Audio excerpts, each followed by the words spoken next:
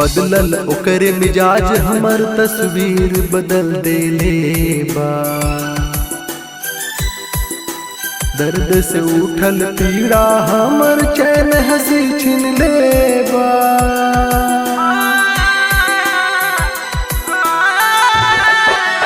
बदलल ओकर मिजाज हमर तस्वीर बदल देले बा। दर्द से उठल पीड़ा हमर चैन हंसी छीन ले बा। खामोशी से देखता दुनिया हमरा प्रीत के तमाशा। जेकरा से रहे दिलवा के आशा ओहे बनौले तमाशा है। जेकरा से रहे दिलवा के आशा ओहे बनौले तमाशा।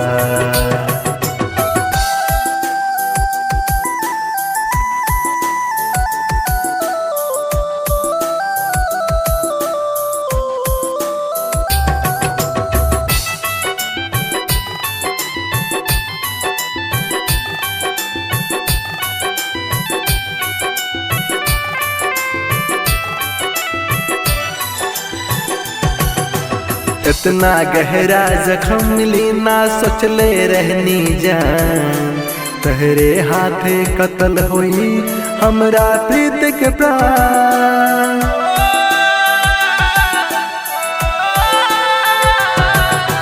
प्रीत के तारे तार कैलू जियल तू दुसवार कैलू। समझन पैनी कबहू तो है बेवफाई के भाषा। जेकरा से रहे दिलवा के आशा ओहे बनौले तमाशा है। जेकरा से रहे दिलवा के आशा ओहे बनौले तमाशा।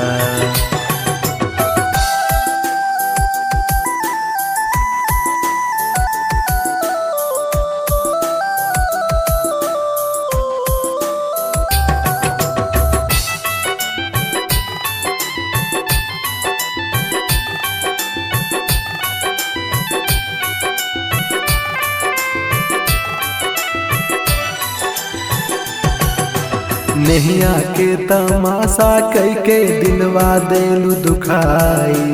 ऐसन कठोर होई है भनक मिलल ना भाई।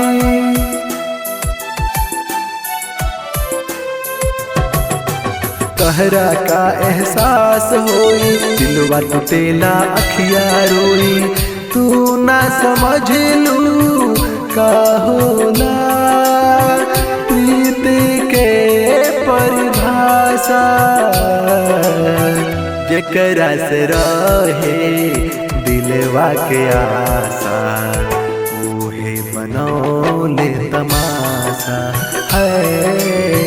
जेकरा से रहे दिलवा के आशा ओहे बनौले तमाशा।